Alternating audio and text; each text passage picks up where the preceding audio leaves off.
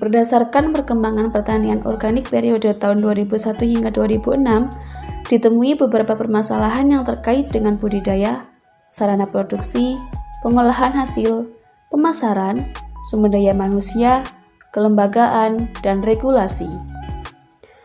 Permasalahan yang berkaitan dengan budidaya pertanian organik antara lain, yang pertama, luas lahan yang menerapkan sistem pertanian organik relatif kecil dan terletak di sekitar lahan budidaya non-organik atau konvensional.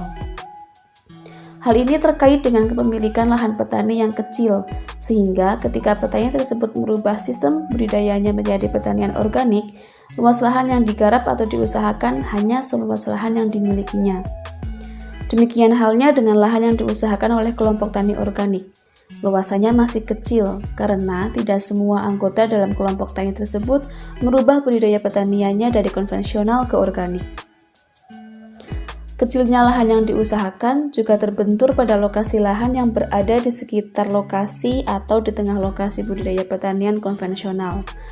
Posisi lokasi seperti ini menimbulkan beberapa kerawanan dalam menjalankan budidaya pertanian organik dan menjaga status organik lahan, air, serta produk yang dihasilkan. Besar kemungkinan lahan yang diusahakan secara organik terkena pencemaran pestisida kimia, pupuk kimia, dan cemaran bahan kimia lainnya dari pertanian konvensional melalui air dan udara.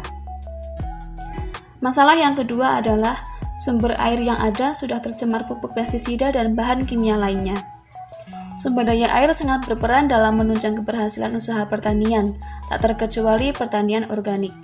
Budidaya pertanian organik memiliki kekhasan yaitu dengan dipersyaratkannya minimal cemaran dari bahan-bahan kimia sintetis yang berasal dari lingkungan sekitar. Berkaitan dengan sumber daya air, saat ini kondisi sumber air di sentra-sentra pertanian telah tercemar bahan kimia sintetis seperti pupuk dan pestisida kimia.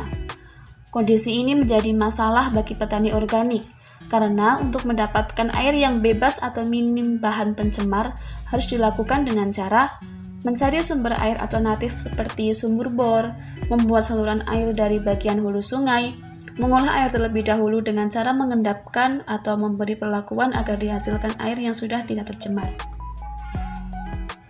Yang ketiga adalah lahan pertanian organik belum terlindungi. Penerapan pertanian organik secara ideal berada pada suatu lokasi yang bebas dari cemaran. Dalam kondisi sekarang, hal itu sulit diwujudkan karena air yang digunakan adalah irigasi bersama. Asupan zat-zat kimia yang diberikan pada lahan sawah yang dekat dengan irigasi akan terbawa kemana air akan mengalir. Sehingga, meskipun seorang petani tidak menggunakan pupuk dan obat kimia, maka akan memperoleh cemaran dari petak lain yang menggunakan zat-zat tersebut.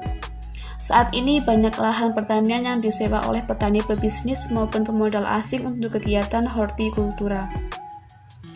Sistem pertanian yang dikembangkan sangat banyak menggunakan pupuk dan obat kimia. Sekalipun lahan hortikultura tersebut pada lokasi yang terisolasi, apabila ada hujan, maka zat-zat kimia tersebut akan terbawa kemana-mana dan mencemari lingkungan. 4. Pembangunan pertanian belum terintegrasi dengan pembangunan peternakan. Kebanyakan petani tidak lagi memelihara ternak. Kondisi yang demikian membuat khawatir para petani konvensional bahwa mereka akan mengalami kesulitan apabila akan melaksanakan pertanian organik karena masih harus juga membeli pupuk. Di sisi lain, berbagai bantuan ternak dari pemerintah belum diintegrasikan dengan potensi pertanian sehingga belum optimal dalam mendukung pembangunan pertanian. Masalah yang kelima adalah kegagalan menjaga kepercayaan pasar. Masalah pemasaran dan menjaga kepercayaan pasar seringkali menjadi penyebab bubarnya kelompok-kelompok tanaman organik karena tidak dipercaya lagi oleh pasar. Selama ini, produk organik khususnya beras dijual pada suatu jaringan tertentu yang dikembangkan oleh kelompok. Para konsumen dapat disebut sebagai pelanggan. Banyak kelompok atau pelaku tanaman organik yang gulung tikar karena tidak mempunyai jaringan pemasaran atau karena kehilangan kepercayaan dari pasar. Dan yang terakhir adalah dukungan pemerintah masih kurang. Kehidupan para petani dari waktu ke waktu semakin terpuruk. Hal ini menurut Rama Kirjito karena belum ada kebijakan pemerintah yang berpihak kepada petani. Petani dibiarkan berjuang sendirian. Para petani melakukan kegiatan pertanian hanya sekedar untuk bertahan bisa makan. Saat ini semakin sedikit petani yang mampu menyekolahkan anak-anak mereka sampai ke jenjang perguruan tinggi. Isu ketahanan pangan hanyalah sesuatu yang bersifat politis karena dalam kenyataannya kita masih tetap bisa makan.